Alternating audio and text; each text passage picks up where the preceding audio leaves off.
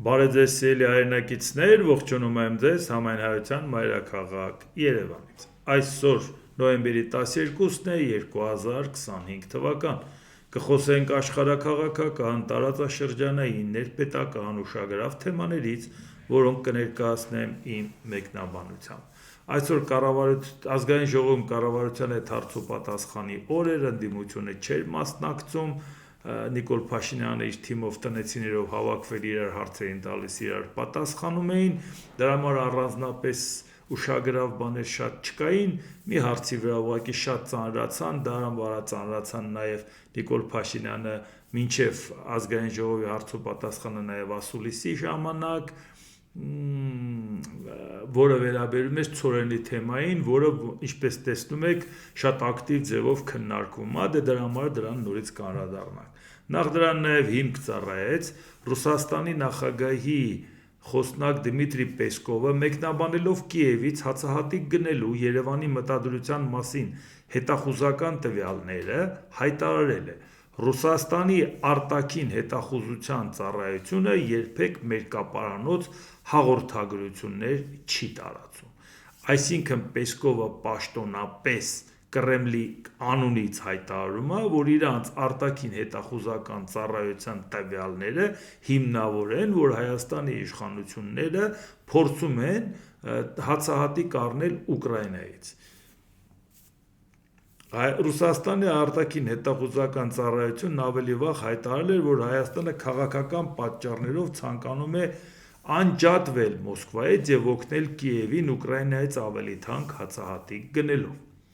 Առավոտյան Փաշինյանը դրան անդրադարձել է, որ չի կարող այդպիսի բան լինել, բացարձակ անհեթեթություն է։ Իսկ ազգային ժողովում, երբ որ հարց տվեցին, ինքը ինչ էր պատասխանում։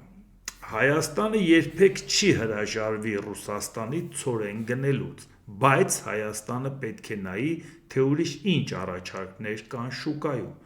էլ ով է ցորեն վաճառում եւ այսօր արդեն առաջարկներ կան, ազգային ժողովում ասել է վարչապետ Նիկոլ Փաշինյանը։ Ես ձեզ երաշխավորում եմ, որ բացառված է, որ մեկը գա ասի ցորեն ունենք, կարող է առնեք, մենք ականջներս փակենք ու վազելով փախնենք այդտեղից։ Թե որքանով է այս կարգի հայտարարությունները վարչապետին սազական, դե ինքը սազական չի վարչապետի աթոռին, դրա համար վարչապետին սազական չի, այսինքն միտքը պարզաբանելու համար ականջը փակել, լավ, այսինքն դե արդեն սովորել ենք դրան, էլի, չնայած դա սովորելու բան չի կամ հաշտվելու բան չի։ Երբ որ տեսել են մենք Ղազախստանի ձեռք ենք բերել ուրիշ վաճառողներ, ասում են, կարող է հետաքրքիր է ձեզ այդ թեման, մենք էլ ասում ենք, գինը ասեք, գինը հետաքրքրի կլինի, կասենք հետաքրքիր է, հետաքրքիր չի լինի, կասենք չէ, հետաքրքիր չէ, ասել է Փաշինյանը, բայց դրանից առաջ ինքը պատասխանում էր, թե ինչու եք բերել 4-րդ կարգի ցորեն։ Չնայած ես էլ եմ դրան անդրադարձել էական չի, այսօր 4-րդ կբերեն, վաղը 2-րդ կբերեն, հարցը դա չի։ Մենք ուղղակի խոսում ենք ինչի են իշխանություններն անտեղյակ, թե ինչ է եկել Հայաստան, հատկապես Ադրբեջանի տարածքով։ Նիկոլ Փաշինյանը բացատրում է, ասում է, մասնավորը ցորեն ա բերել, քանի սորտ կլինի, ինչ սորտ կլինի, մեզ ինչ, մենք ընդհանրապես օգնել ենք, որ նպաստել ենք, որ ինքը կարողանա այդ ցորենը բերի։ Ինչ կապ ունի, թե որը ինչա պատվիր է, փողը վճարել է, գին որա հարաբերակցությամբ ինքը այդ ցորենը բերել է։ Իշխանությունը դրա հետ կապ չունի, իշխանությունը փող չի դրել, իշխանությունը ոչինչ չի պատվիրել։ Շատ լավ։ Ու ասма, երբ որ այդ ցորենը եկավ Ղազախստանից, որոշ կազմակերպություններ ու երկրներ մեզ ասին, բա եթե Ղազախստանից ստանում եք, մեզանից ինչի չեք ստանում։ Նիկոլ Փաշինյանն ասում է, դե ասեք գինը մի հատ իմանանք, կարող է ձեզանից է ստանանք, բայց եւ հստակ ասում է, Հայաստանը երբեք չի հրաժարվի Ռուսաստանի ցորեն գնել։ Հիմա հարց.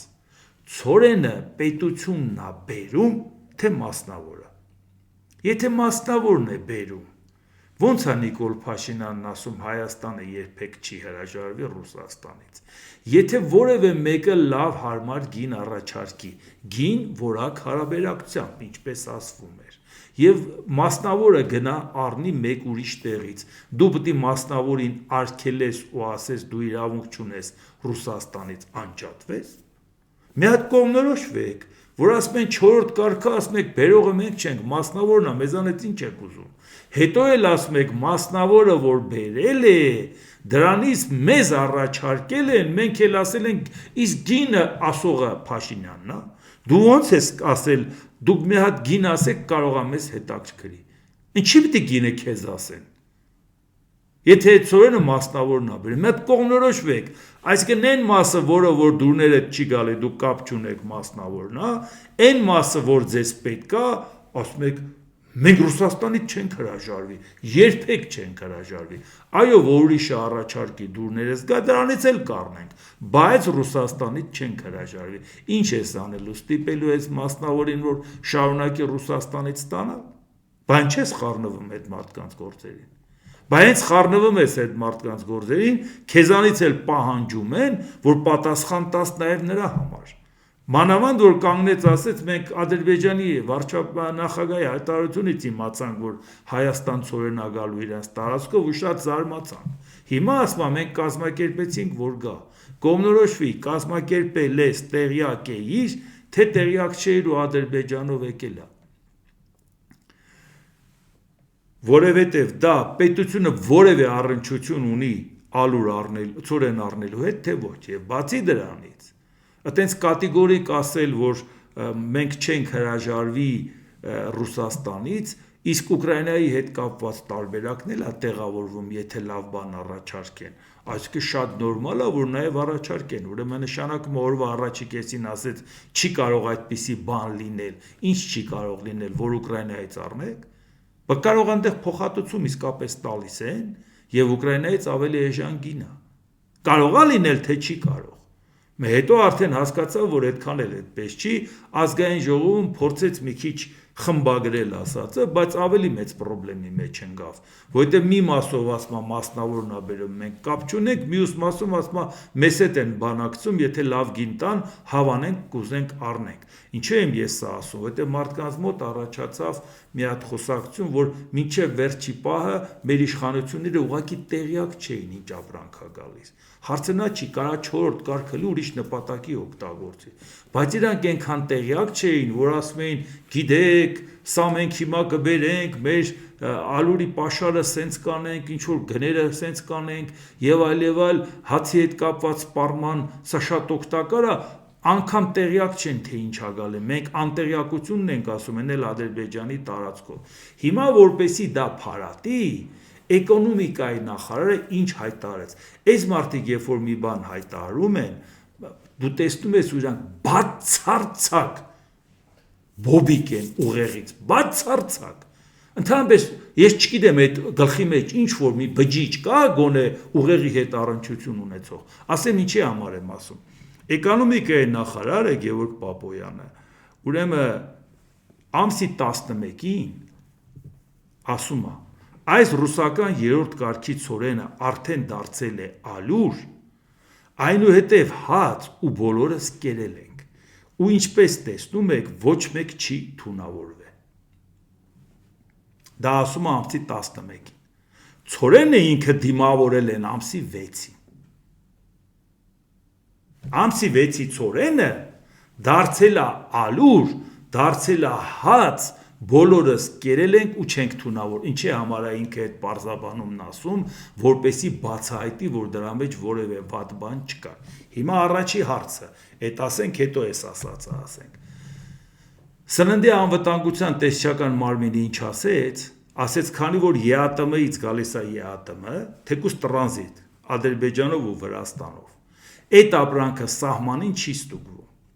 որովհետև սկզբ նախբյուրը ԵԱՏՄ է, դա լինի Ռուսաստան, թե Ղազախստան, վերջին կետը ԵԱՏՄ է, Հայաստան։ Այսինքն ապրանքը սահմանին չենք ստուգում, ապրանքը գալիս է, մտնում է Հայաստան, մենք գնում, որտեղ որ դատարկում է նմուշառությամբ, վերցնում ենք, ստուգում ենք, պարզում ենք ինչ է իրանից ներկայացնում որակը եւ դրանից հետո այդ ապրանքը նոր օգտագործում են։ Հիմա հարց։ Այդ նմուշը, որ ամսի 6-ին վերցրել են, լաբորատորիայի պատասխանն ունեիր, որ այդ ապրանքի մեջ ոչ մի վտանգավոր բան չկա, երբ հասցրեցին այդ բոլոր փորձաքննությունները անեն։ հետո փորձաքննությունը անելու ընթացքում իրավունք ուներ օգտագործեր, թե պետք է սպասեր արդյունքը իմանային, թե ոչ։ Գևորգ Պապոյանը դա տեղյակ է դրանից։ Հիմա շարունակությունը ցորենը տեսել ես, որ պատահաբար բերում են, լցնում են էլևատորներ կոչված համակարգեր են, դրանք ընդամենը մի բունկեր չի էլի, որտեղ մի քանի պրոցես է անցնում։ Շատ մանրամասը դա չնկարագրեմ, մասնագետներ կան, ցավում են, որ նրանք դա չեն ներկայացնում, էլի, սենց բերանը ջուր առած նստել են։ Մի քանի ձևի մշակման փուլեր են անցնում։ Մետաղների համար առանձին, որ հանկարծ կարող է այդ ցորենի մեջ մետաղ լինի, այն թեփը, որը որ օդը տան, որ միանգամից դա դուրս գա, հետո փոշին մաքրելու համար դնեն լվանան, հետո չորացնեն, հետո մի հատ մաղով անցկացնեն, որի հետ կապված որոշակի են մոլախոտեր ու չգիտես ինչեր, որոնք դրա հետ չանցնեն։ Գևորգ Պապոյանի թաթիկը թող հետաքննող լրագրողները բռնեն, տանեն մի հատ այդ տեղը համապատասխան ալրաղացը, ասեն տղա ջան, մի հատ նայի այս ցորենը, որ մտել է, անցել է այսպիսի փուլեր, այդպիսի փուլեր անցնող ցորենը 4 օր հետո դու չէիր կարող ուտեիր, որպես հաց։ Բացի դրանից, եթե դա դարձել է ալուր, եւ միտեղ ուղարկել են որևէ գործարան կամ որևէ արտադրամաս, այդ վերջի շնչում էր, այնտեղ էլ ալուր չկար, միանգամից տարան այդ 1000 տոննա լցրեցին ու անմիջապես օգտագործեցին։ Նրանք ուրիշ պահեստում չունեին, օգտագործեին հետո դա։ Ցանկացած միջին վիճակագրական մասնագետ ձեզ կասի թարմ ալուրը գոնե մի 3-4 օր պետք է պահես, որ հանգստանա։ Իսկ ավելի որակյալ մասնագետը ձեզ կասի 3-ից 4 շաբաթ պետք է պահես, որ նորմալ ալուրը կենդանի օրգանիզմը ինքը այդ պահելու ընթացքում համապատասխան ջերմաստիճանի ու խոնավության պայմաններում որակը բարելավում է եւ ավելի որակով հաց է ստացվում։ Ոնց ես դու 4 օրում հացը ստացել մի հատ էլ կերել։ Ոնց։ Հիմա եթե լրագրողը վերցնի տանի էկոնոմիկայի նախարարին ու այդ ամբողջ շղթան անցկացնի, ու ասի մի հատ նայի ոնց ես այդ հացը դու կերել, ինչի ես մարդկանց խափում, կամ ինչի ես այդքան անտեղյակ, այդ ամեն ինչ, ու ինչի ես խոսում, եթե այդքան անտեղյակ ես, բա մարդիկ անհանգստանում են, դու իբր թե փարատեցիր կասկածները, բացատրի ինչի է 4 օրում այդ ցորենը դարել բան հաց, ոնց է դարել 4 օրում հաց, ինչ էր պատահել, վերջի շնչում էիք, Հայաստանում էլ ալուր չկար, շատ արագ բերեցիք, ալուր սարքեցիք, կողեցիք, արտադրամասեր նրանք քանի որ ոչ մի բան չունեին, արագ թխեցին։ Եթե դու այդ process-ից բացարձակ ոչինչ չես հասկանում, ինչի՞ դու կասկածները հիմա փարատեցիր, թե կասկած առաջացրեցիր։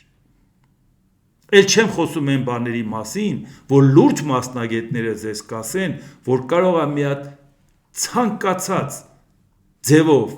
անգամ լաբորատորիան որ չֆիքսի, ծանր մետաղներ կարող է այնպես գցեն, որսկի ձեր այսօրվա լաբորատորիաները այդ հնարավորությունը չունեն, որոշ ժամանակ հետո անդառնալի հետևանք առաջացնի հասարակության համար։ Այդ ավելի նեղ մասնագետների հարցրեք ու ձեզ կասեն, որոնք հիմա սփռտնած սպասում են, թե ձերպես անտեղյակները ոնց են սահմանը բացելու,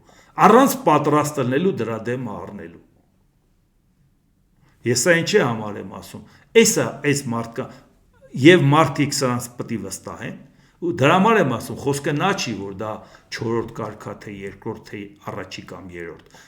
Այսօր ես կբերես, վաղ են ամեն մեկը իր նպատակով կօգտագործես։ Մարդիկ խոսում են, որ դուք անտեղյակ եք։ Մարդիկ խոսում են, որ Ադրբեջանը ապրանք է ուղարկում Հայաստան, ու դուք ուրախացած չեք ասում, լավ սպասի մի հատ, այդ եթե մենք տեղյակ չենք, դու ոնց ես վստահ, որ մենք դա կընդունենք։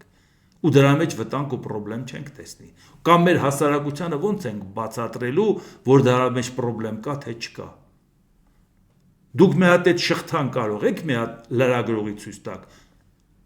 Կոնկրետ մի հատ հետաքննող լրագրող գնա Գևորգ Պապոյան, որտեղ նկարվում եք վագոնների կողքը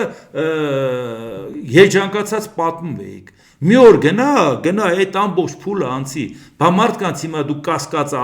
ավելացրեցիր, թե կասկածը փարատեցիր։ Եթե դա արդեն ալուր է դարել ու հաց է դարել, նշանակում է սննդի անվտանգության տեսչությունը լրիվ անօրինական փաստաթուղթ է տվել։ Որտե չէր կարող ինքը հասցնել դատար ու դա ալուր դառնար։ Դա նշանակում է, եթե նույնիսկ վագոնի մեջ գրած լիներ ռուսերեն կամ ղազախերեն տույն, մեր տեսչական մարմինը անց էր կացնելու, որտեվ Փաշինյանը խոստացել է։ Իսկ եթե այնտեղ պրոֆեսիոնալներ են, իսկ չեմ կասկածում, որ լաբորատորիայում պրոֆեսիոնալներ են, մի հատ պարզեք, առանց իրանց եզրակացության դա կանեին, թե չէ, թե արել են, որ արդեն դարել է, կամ ինչպիսի փորձաքննության ժամանակ, ինչքան ժամանակապետք, օրեր, ժամեր, ինչքան ժամանակապետք, մինչև որ այդ ապրանքը անմիջապես դառնար ալուր։ Այս աշճանի ժամանակի չափով պատկերացրեք այդքան անտեղյակ է էկոնոմիկայի նախարարը, փարատում է ձեր կասկածները, ժողովուրդ ջան։ Հիմա եկեք այս իշխանությանը հավատացեք, ազգային ժողովի ամբիոնից Նիկոլ Փաշինյանի ասածից դուք հասկացաք, որ հիմա իրանք են ցորենը բերում, թե մասնավորը, իրանք են այդ process-ը կառավարում, թե մասնավորը։ Եվ փաստորեն, եթե Ռուսաստանը մի հատ պրովոկացիա անի, ասի իմացել եմ, որ դուք ուզում եք Ուկրաինայից առնեք, դուք պետք է չքմեղանաք ու սկսեք ասել, այդ ինչ անհեթեթություն եք ասում, ինչ Ուկրաինա, մենք դրա հետ ինչ կապ ունենք։ Հետո նոր հասկանաք, բայց այդ ինչ ասիք։ Իսկ ինչ կլինի, որ Ուկրաինայից ստանաք։ Օրինակ, որպեսզի եթե մասնավորը ստանա, նրան է նորմալ գին ու որակ տան, ինչի պետք է դու դեմ լնես, որպես պետություն։ Բայց դա ցույց է տալիս, որ դու պետություն ես, մասնավորի գործին խառնվում ես, թույլ չես տա, որ մասնավորը ուրիշ տեղից ստանա։ Եթե չէ, ինչ են քո այդ բանակցում արորի գնի համար, ծորենի գնի համար։ Ասում ես, այո, եկեք մեզ մի հատ լավ գին ասեք, դու ի՞նչ կապ ունես դրա հետ, որ քեզ լավ գին ասեն։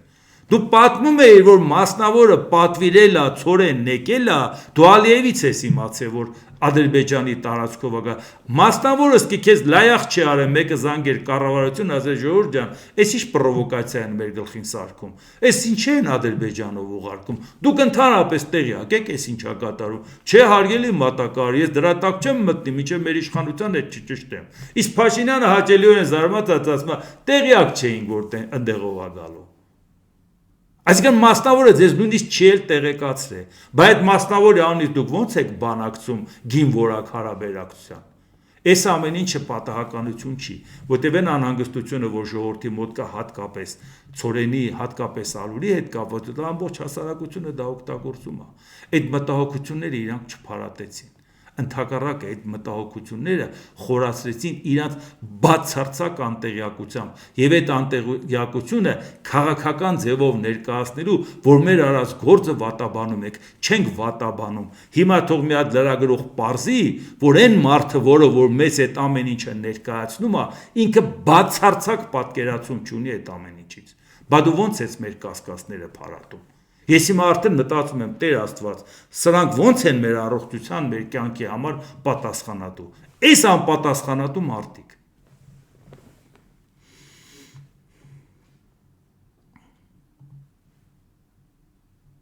Նիկոլ Փաշինյանը պատասխանելով այն հարցին, թե արդյոք Հայաստանում ստեղծվել է նոր արտաքին հետախուզական ծառայություն, ԱՄՆ կենտրոնական հետախուզական վարչության եւ Մեծ Բրիտանիայի գաղտնի հետախուզական ծառայության աջակցությամբ, նշել է անհեթեթություն է։ Իհարկե այս մասին հայտարարել էր արևմտամետ գործիչներից մեկը, որ հատուկ ինֆորմացիա ունեն, որ Ամերիկայի Միացյալ Նահանգների կենտրոնական հետախուզական վարչությունը եւ Մեծ Բրիտանիայի հետախուզական վարչությունը մեր մոտ նման ստրուկտուրա են ստեղծում, ես չեմ կարող հասկանալ, թե դրա իմաստը որն է, նույնիսկ եթե նման բան լինի էլ, դրա բարձրաձայնելը ցույց տալու համար, որ տեղյակ եք, չգիտեմ դա ինչա, այն դեպքում, երբ որ ասոցացվում է իշխանության հետ եւ փաստորեն դա վերագրվեց, որ իշխանությունն է արտահոս քանում, ստիպված Նիկոլ Փաշինյանը բացատրեց, ել ինչ ինքնիշխան պետություն ես, եթե եկել են քո հատուկ ծառայությունները իրանք են ստեղծում։ Նույնիսկ եթե նրանք աջակցեն այդ կարգի բաները, կարծում եմ, որ ինչ է տալիս, որ մարդիկ մտածեն, որ դու տեղեկացված ես, այնքան բանից ենք տեղեկացված։ Ինչ, այդ ամեն ինչի մասին պետք է խոսենք։ Եվ խոսում ենք այն բաների մասին, որը դուք ինքներդ կարող եք ճշտել։ Կարդում եմ, ասում եմ, մտեք դուք ինքներդ նայեք, բաց ինֆորմացիա։ Այն ինչը որ ես գիտեմ ավելին, դա ինձ օգնում է, որպեսզի բաց ինֆորմացիան մեկնաբանեմ ձեզ համար, վերլուծեմ ձեզ համար։ Բայց ես չեմ կարող ասել մի բան, որը նախ չեմ կարող ապացուցել, հետո չեմ կարող ասել մի բան, որը մեր պետականությանն է հարված հասցնում։ Իշխանությանը ուզում եք 24 ժամ քննադատենք։ բայց եթե դրսի որևէ երկիր հատուկ ծառայություններ ստեղծում մեր երկրում, դա մեր պետականության նահարված։ Այսինքն մեղադրում ենք Ռուսաստանին, թե վերջապես ազատվենք ԿԳԲ-ից եւ մեկ էլ հայտնվենք մեկ ուրիշ պետության հետախուզական ծառայությունների ենթակայության տակ, չեմ կարող հասկանամ, թե սրա իմաստը որն էր։ Եթե ցույց տալ, որ իրազեկված է, կարելի է այլ բան մտածել եւ ստիպված չլներ, որ նաեւ դա անհետեթություն որակվեր։ Վարչապետ Նիկոլ Փաշինյանը ճեպազրույցի ընթացքում անդրադարձել է Ադրբեջանի նախագահի հայտարարությանը, թե ռուսական կայսրության քարտեզում Սևանալից չի եղել, այլ ուրիշ անուն։ Ես էլ ասում եմ, այդ նույն քարտեզում Հայաստան կա, Ադրբեջան չկա, դա ինչ է նշանակում։ Նա ասել է, որ ինչ որ թվականի քարտեզում Սևան չի, այլ անուն է։ Ես էլ հարց եմ տալիս, որ հետ ենք գնում, մինչև երբ։ Ում ես հարց տալիս։ Մենք քեզ ենք հարցնում, դու ում ես հարցնում։ Ալիևն ասում է եղել է Սևան չի եղել, մնացած բոլորը թվարկում է, որ եղել է ադրբեջանական, ասում է հարգելի գիտնականներ, աշխատեք, աշխարհին ապացուցենք մեր սիմպոզիումներով, ամեն ինչով, գրքերով, գրականությունով, համապատասխան նյութերով, որ դա մեր տարածքն է, չի ասում է մեր տարածքն է ու վերջ։ Մենք վերադառնալու ենք մեր տարածքը, եթե ոչ տանկերով, ապա մեքենաներով, այսինքն գալու ենք մեր տարածքին տիրություն անելու։ Հիմա Նիկոլ Փաշինյանն ասում է Ալիևը սխալ բան ասում, տենց բան չկա։ Ում ես ասում։ Մենք ասում ես Ալիևը սխալ ասում, ասում ենք շատ լավ, բայց նույն Ալիևը քեզ խաղաղություն է խոստացել, բայց կանգնում ասում է գալու եմ Հայաստանը վերցնեմ ավտոմեքենայով։ Ոնց է որ մեզ ասում ես, հա, տեսեք, Ալիևը խաղաղություն է խոստացել, եթե դուք խաղաղությանը չեք հավատում, դուք պատերազմ եք ուզում։ Հիմա մարդիկ հարց են տալի, խաղաղություն խոստացած Ալիևը ասում է Հայաստանը մերն է, պետք է գնանք վերցնենք։ Դու ասում ես ճիշտ չի ասում, բա մենք էլ ենք ասում ճիշտ չի ասում, էլի։ Հիմա մենք կարող ենք Ալիևին հավատալ, թե ոչ։ Նիկոլ Փաշինյան, քեզ մարդիկ այդ հարցին չեն տալի, սա առաջի դեպքը չի, որ Ալիևի ասածը հարցնում են։ Ես բացատրում եմ, որ ոնց ես դու վստահում Ալիևին, եթե Ալիևին դու բացատրում ես, որ Ալիևը դիտավորյալ խեղաթյուրում է պատմական փաստերը, իր համար ձեռնտու մի հատ բանից խոսում, աշխարհին ներկայացնում, որ Հայաստանը չի եղել, Հայաստանում էլ եկվորներ են, տարբեր տեղերից բերել ես քոչվորներին հավաքել են։ Հիմա մենք գիտենք, չէ՞ որ սուտ է ասում։ Բա դու ոնց ես մեզ ասում, ով որ ինձ չընտրի, որովհետև ես խաղաղություն եմ բերել, ուրեմն ինքը պատերազմ է ուզում։ Դե բացատրեք։ Այդ նույն Ալիևն է ասել։ Այդպես լավ Ալիև ու վատ Ալիև կա, հա։ Ճշտախոս Ալիև, ստախոս Ալիև կա։ Խաղաղություն խոստացող Ալիևն ու Հայաստանը գրավող Ալիևը նույն մարդն է։ Մի օրվա տարբերությամբ մի օրեն ասում, մի օրեն։ Հետևողական ինքը հանձնարարություններ է տալի։ Միջազգային սիմպոզիումներ են անցկացնում Արևմտյան Ադրբեջանի հետ կապված։ Հիմա կարող ասեք, դե լավ, ինչ անում են անեն, մեզ ինչ։ Ոնց։ Եթե մեզ ինչ, իր անունից չես մեզ խաղաղություն խոստացել, որին չենք հավատում։ Հիմա ասես դու էլ չես Ալիևին հավատում, որ Ալիևը դիտավորյալ ամեն ինչ անում է, որ խաղաղության չգնա։ Եթե մի երկրի ղեկավար կանգնում ասում է, այդ երկիրը իմն է, այսինքն դա չի ուզում, չէ՞ խաղաղություն։ Բայց մեզ ասում է Ալիևը խոստացել է։ Բայց լրագրողը այդ հարցը տալիս է, ինչքան դու պարզաբանում ես, այնքան քեզ գցում ես վատ վիճակի մեջ։ Այսինքն դա նշանակում է, որ դու չես կարող Ալիևի անունից մեզ խաղաղություն խոստանալ։ Իսկ հիմա մեր նայենք նաև մեր հարևանների հետ կապված ինչ կա, եվրոպական ինտեգրացիայի հետ կապված, երբ որ շատ խոսում են, որ այդ տեսեք մենք էլ քայլեր ենք անում դեպի Եվրոպա, երբեք այսքան մոտ չենք եղել, ասում եմ մի ստեք, որովհետև դուք երբ որ գնում եք Շանհայ, Եվրոպային չեք մոտենում, որովհետև եթե դուք ԵԱՏՄ-ի մեջ խորանում եք, իզնամաքսային միությունը, դուք չեք կարող զուգահեռաբար խորանալ նաև Եվրամիությունում։ Գնալու եք պատին դեմ լնեք։ Ինչքան ընդեղ խորանաք, եք հաստեից հետ եք գալու։ Դուք նույնիսկ չեք կարող կատարել 2017 թվականի պարտավորությունները, որովհետև սա համակարգ է, որի անդամ ես, որի մեջ դու ընդլայնվում ես, իզնա համագործակցությունն է, որը չպետք է հակասի այս համակարգին։ Հիմա Վրաստանը նույն պրոբլեմներն արել է, ամեն օր մենք այդ թեմային անդրադառնում ենք, որովհետև ամեն օր այդ թեման օրակարգում կա, ինձանից թեմաները չեմ հորինում, վերջը հրապարակված է։ Եվրոպական հանձնաժողովի խոսնակը հայտարարել է. Եվրոպական հանձնաժողովը Վրաստանին չի հրավիրել նոյեմբերի 18-ին Բրյուսելում կայանալիք Եվրամիության ընդլայնման առաջին ֆորումին, քանի որ Թբիլիսին նահանջում է անհրաժեշտ բարեփոխումներից և ժողովրդավարությունից։ Սա այն Թբիլիսին է, որի հետ ժամանակացույցը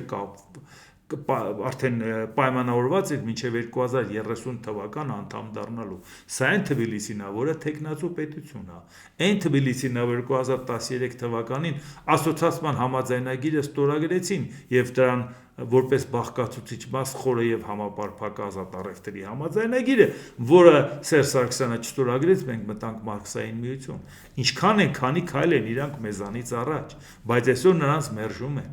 Այսինքն այդ խաղերը չի անցնելու, նախընտրական խաղեր, որ մենք ձեզ տանում ենք արևմուտք, ժողովուրդ, մեզ ընտրեք, տանում ենք Եվրոպա։ Անցյալ շաբաթ մենք ներկայացրել ենք խոսնակը շարունակում է. մեր ընդլայնման զեկույցը, որը վերաբերում է Վրաստանին, մեր դիրքորոշումը հստակ արտահայտված է այնտեղ։ Ընդլայնման զեկույցը ցույց է տալիս, որ Վրաստանը հեռանում է եվրոպական ուղուց։ Զեկույցում նշվում է բարեփոխումների նահանջ, և սա աննախադեպ իրավիճակ է թեկնածու երկրի համար։ Վերջին ամիսներին այն վատացել է, և մենք տեսնում ենք, որ ժողովրդավարության հետ կապված գործերը վատ են ընթանում։ Խոսնակ Մերսիեն հիշեցրել է, որ Եվրոպական խորհուրդն իր եզրակացություններում նշել է, որ Վրաստանի Եվրամիության անդամակցության գործընթացը փաստացի դադարեցվել է։ Սա մեզ համար շատ ցավալի է։ Հուսանք, որ Վրաստանում իրավիճակ կփոխվի, խելքի կգան, առավել ևս եթե ուրիշ տարբերակով իրավիճակ չփոխվի, որովհետև այս իշխանությունը Վրաստանի խելքի չի գա, գոնե Ռուսաստանի հետ կապված իրավիճակ փոխվի, որ Վրաստանը փորձի պոկվել իրանցից, նորից վերադառնա եվրոպական գիծ, դա տեղի կունենա միայն երբ որ ակնհայտ լինի, որ Ռուսաստանի հետ հեռանկար կապել չի կարելի։ Գոնե այդ տարբերակով Վրաստանը ճիշտ ուղու վրա լինի, որտեղ այս նույն խնդրը վերաբերվում է նաև մեզ։ Ռուսական դաշտում խաղեր տալու, ոնց որ Նիկոլ Փաշինյանը խրող ձևով ասում է Ռուսաստանի ցորենից չենք հրաժարվի, մտամ Ռուսաստան ինչից եք հրաժարվել, որ ցորենից հրաժարվեք։ Նույն ձևի գնալու են ընտրության, ոնց որ Վրաստանի իշխանությունները անցյալ տարի ժողովրդին ասին, մենք ձեզ տանում ենք այնտեղ, մենք ենք այս քայլերն արել, թեկնածուի հետ կապված մենք ենք քայլեր արել, ժողովուրդ մեզ հավատացեք, ոչ թե ընդդիմությանը, հիմա Նիկոլ Փաշինյանը պետք է ասի, բա մենք օրենք ենք ընդունել, բա մենք էս ենք արել, ինչի եք ընդդիմությանը հավատում, մենք ենք արել, արդյունքը հետո պետք է պարզվի, որ գնում ենք Շանհայ, ժողովուրդ ջան։ Դրա համար սա մեզ համար շատ կարևոր է, որ ուշադիր լինենք, որտեղ դա մեզ համար խնդրեմ է ստեղծելու։ Սերբիայի նախագահ Ալեքսանդր Վուչիչը կարծում է, որ Եվրոպայի երկրները պատրաստում են Ռուսաստանի հետ հնարավոր ռազմական հակամարտության։ Փաստերը վերլուծելիս ես գալիս եմ այն եզրակացության, որ Եվրոպայի և Ռուսաստանի միջև պատերազմը գնալով ավելի ակնառու է դառնում։ Սա դատարկ լուր չի, բոլորը պատրաստվում են դրան։ Մենք պետք է շարունակենք ամրապնդել բանակը, մենք իմաստուն կերպով զինվում ենք, մենք պետք է շարունակենք մեծ ներդրումներ կատարել մեր երկիրը պաշտպանելու համար, նշել է Վուչիչը։ Իհարկե, այս այն Սերբիան է, որը որ իհարկե աչքով աչք չուներ Եվրոպայի հետ, որովհետև 99 թվականին հիշում եք 75 օր այն ժամանակ դեռ Հարավսլավիան էր, Բելգրադը ռմբակոծում էին ՆԱՏՕ-ի ինքնաթիռները, կործանիչները, ռմբակոծիչները, եւ այդ պարագայը մի քիչ նեղացած էր ինքը Եվրոպայից, բայց ի վերջո թեկնածուի հայտ ներկայացրեց Եվրոպայի անդամակցության 2009 թվականին, 2012 թվականին թեկնածուի կարգավիճակ ստացավ, 13 տարի չարչարվում ա որ անդամ դառնա, ոնց որ հույս ունի, որ դրան կհասնի։ Հիմա սա ուղղակի կարծիքա, սա այն Սերբիան է, որը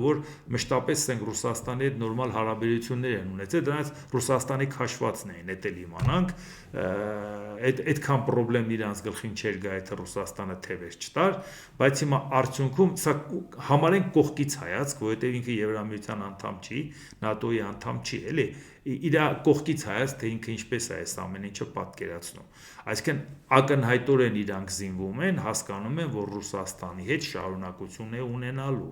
Այսինքն նույնիսկ Ուկրաինայում անկախ պատերազմի ընթացքից շարունակություն է ունենալու։ Բոլորը Ուկրաինայի հետ կապված տարբեր պետություններ ՆԱՏՕ-ի անդամ Եվրամիության Ուկրաինայի հետ հեռանկարային ծրագրեր են կազմում, համարելով, որ նույնիսկ եթե պատերազմը վաղն էլ ավարտվի, դրանով ամեն ինչ չի ավարտվի, Ռուսաստանի հետ իրանք շարունակելու են։ Բացի դրանից, եթե գալիս են Ուկրաինայի տարածքում գործարաններ են հիմնում, ուրեմն իրանք վստահ են, չէ, որ այդ գործարանները չի հայտնվի Ռուսաստանի ձեռքում, վստահ են, որ Ռուսաստանը այդքան առաջ չի կարող գալ, թե չէ Ֆրանսիան այդ միամիտ պետություններ, որ բերեր հիմա համատեղ ձեռնարկություն աներ Ուկրաինայում, եթե իմանա Ռուսաստանն ի վիճակի է նա գրավել, այսինքն այս ամեն ինչը ցույց է տալիս, որ մենք պետք է հասկանանք, որ ուշ թե շուտ փաստի առաջ են կանգնելու, մեր ռուսական քաղաքականությունը մեզ դրա առաջ է կանգնացնելու, իսկ առաջիկայում տեսնում եք ընտրությունների հետ կապված ինչա տեղի ունենում, տենում եք, որ այդ ամբողջը ռուսական դաշտում է, նրանք են Ռուսաստանի լավ ծառայելու, թե իշխանությունը։ Իսկ հիմա նայենք մեկ ուրիշ խնդիր, որը նույնպես պակաս կարևոր չի մեզ համար, մեր հիմա էլ հարավային հարևանի հետ կապված։ The New York Times-ը հղում անելով պաշտոնյաներին եւ վերլուծաբաններին հաղորդում է. Իսրայելի եւ Իրանի միջև զինված հակամարտությունը կարող է անխուսափելի դառնալ։ Իրանի միջուկային ծրագիրը զսպելու համար նախատեսված 2015 թվականի համաձայնագրի ժամկետը լրացել է անցյալ ամիս, ինչի հետևանքով Իրանը ենթարկվել է խիստ պատժամիջոցների, իսկ միջուկային բանակցությունները փակուղի են մտել։ Թեհրանը պնդում է, որ հարուստ ուրանի պաշարները ոչնչացվել են, մինչդեռ Իսրայելի պաշտոնյաները կարծում են, որ դրանք տեղափոխվել են անվտանգ վայր, այսինքն իրանք չեն հավատում, դա այնպես էլ չի, որ այս հիմա վերլուծաբաններն ասում են, բայց Իրանն ասում է, որ պահպանվել է, եւ ասում է շարունակելու ենք խաղաղ ծրագիրը, բայց դա այն վիճակի պետք է բերեն, որ շատ արագ կարող է դառնալ ռումբ։ Պարսից ծոցի երկրներում շատերն Իսրայելի կողմից Իրանի վրա եւս մեկ հարձակման հնարավորությունը համարում են գործնականում անխուսափելի, հաշվի առնելով Իսրայելի իշխանությունների այն տեսակետը, որ Իրանի միջուկային ծրագիրը լուրջ սպառնալիք է ներկայացնում։ Ահա, սա այն հարցն է, որ հիմա դուք պատկերացրեք։ Մասնագետները խոսում են, լրատվամիջոցները խոսում են, որ անխուսափելի է Իրանին հարված հասցնելը։ Դա նշանակում է նույնիսկ եթե այդ պատերազմի ընթացքում, բուն ընթացքում մենք խնդիրներ չունենանք, բայց Իրանի հետ կապված վերաբերմունքի փոփոխության առումով մենք կարող է խնդիր ունենանք։ Եվ դրա համար պետք է մտածենք, թե մեր հարաբերությունները ոնց ենք աշխարհի հետ կառուցում եւ պատկերացնենք, որ ընդհանրապես մի կարճ ժամանակ առաջ արդեն ռազմավարական գործընկերությունից էին Իրանից խոսում, Իրանը մեր անվտանգությունը կերաշխավորի, ինչ ենք այստեղ գնում, ինչ ենք այնտեղ գնում, այդ ամեն ինչը հիշում եք, այդ ամեն ինչի մասին խոսել ենք, որ այս ինչով եք զբաղված, անցել եք Իրանի կողմը, դուրս եք եկել Իսրայելի դեմ, մեղադրում եք, դա իրանց խնդիրն է, մեր խնդիրը չի, թե ով է օկուպանտ, ով է, մենք կարանք վերլուծություն անենք, ասենք Իրանը սա արեց, նա արեց, բայց պետական քաղաքականությունը չպետք է լիներ այնպես, որ այդ հարցում մենք դառնայինք կոնֆլիկտի կողմ, որովհետև Դոնալդ Տրամպը հետևողականորեն շարունակում է Իսրայելի թիկունքին կանգնած մնալ։ Իսկ դա մեզ համար խնդիր է, բա Ամերիկայի չենք ակնկալում մեր անվտանգության երաշխիքը։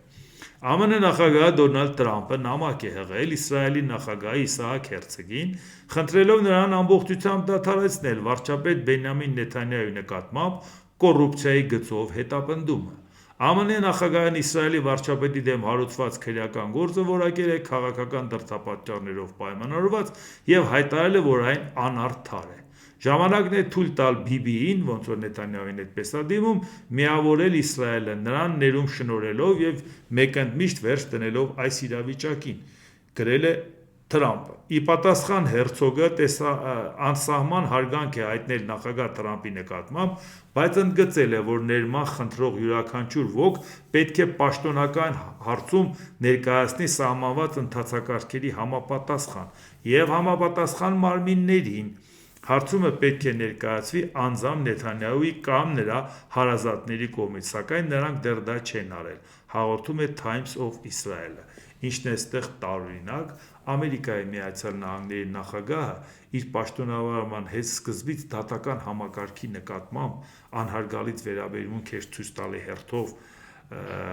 Միացյալ Նահանգներում, բայց հետո կամաց իր որոշումները չեղարկվեց, բեկանվեց, կամաց ինքը հասկացավ, որ չի կարող դատական համակարգի նկատմամբ իր վերաբերմունքն այդպեսին լինել, Ամերիկայի Միացյալ Նահանգների նախագահ ամենազոր չի, որպեսզի իր ձեռքը վերցնի իշխանության բոլոր թևերը, դա իրան չի հաջողվի, փորձեց այդ հարցը ավելի շատ անզուսպ էր այդ հարցում Իլոն Մասկը, ոնց թե ինքը նախագահ, սրանք ով են, որ չեն ենթարկվում, այդ մարդը ուղղակի բիզնեսմեն տղա էր, դե մի շատ չգիտեր, որ իշխանության թերևերի տարանջատում ինչա նշանակում։ Բայց հիմա այդ փուլը Ամերիկայի համար համարենք արդեն անցած, Դոնալդ Տրամպը ինչ որ պետք էր իր համար հասկացավ, բայց հիմա նամակով դիմել նախագահին, ասել դու ներում շնորհի, ուրիշ պետության նախագահային դիմումը ասմաքով վարչապետին ներում շնորհի։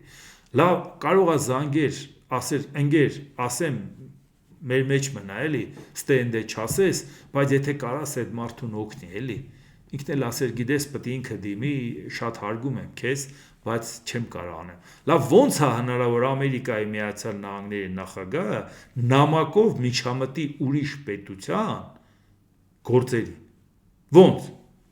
Այսինքն ինչ։ Ու էլ մերժվի է, որ ասեն քեզ շատ հարգում ենք, բայց քո դիմումը, քո նամակը հիմք չի, որպեսզի մենք նրա հետ կապված վերաբերմունք փոխենք։ Այդ մարդը ինքը պետք է դիմի, ասի,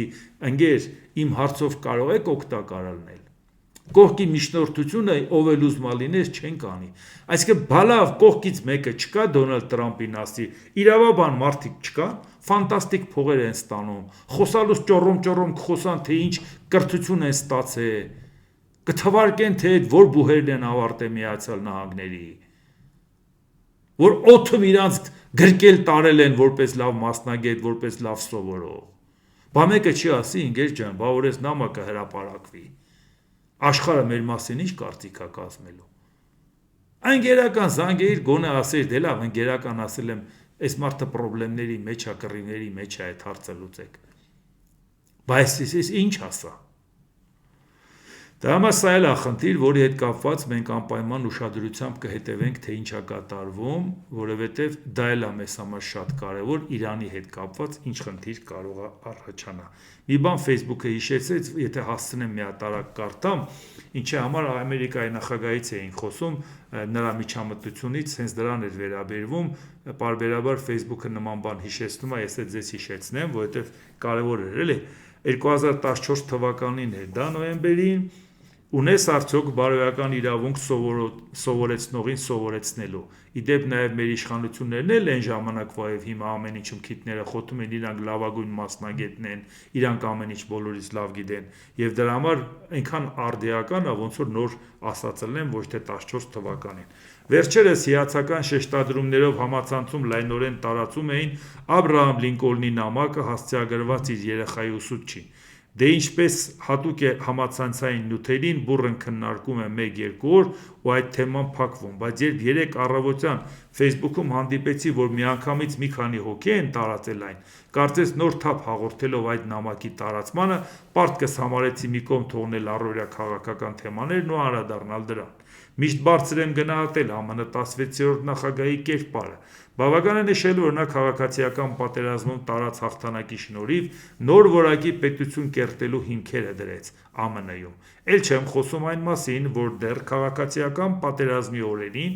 1862 թվականին Լինկոլնը ստորագրեց ստրուկների ազատագրման հռչակագիրը, ԱՄՆ-ի դեմ ապստամբած տարածքներում ապրող սևամորթներին հայտարարելով այժմ եւ ընդմիշտ ազատ։ Փաստաթուղթն ազդակ եղավ ամերիկյան սահմանադրության 13-րդ փոփոխության 1865 թվականին, որով լիովին վերացվեց ստրկությունը Միացյալ Նահանգներում։ Չնայած արդեն այդ պահին իրան սպանել էին, որ վերջնական ընդունվեց, բայց ամբողջ փուլը Աբրահամ Լինկոլնն էր արել։ Բայց երբ որպես երկրի թիվ 1 պաշտոնյա քեզ իրավունք ես վերապահում, ուսուցչին սովորեցնել, թե նա ինչ պետք է սովորացնի եւ ինչպես, ինչ արժեքներ սերմանի երեխայի մոտ, որքան էլ դրանք կարևոր լինեին, համարում եմ ոչ կոռեկտ։ Ու ինձ այլևս չի հետաքրքրում, թե ինչ վեհ արժեքներով էր ինքն առաջարկում դաստիարակել իր զավակին։ Իր երեխայի ուսուցչին էր գրել. սովորացրու նրան սա, սովորացրու նրան սա։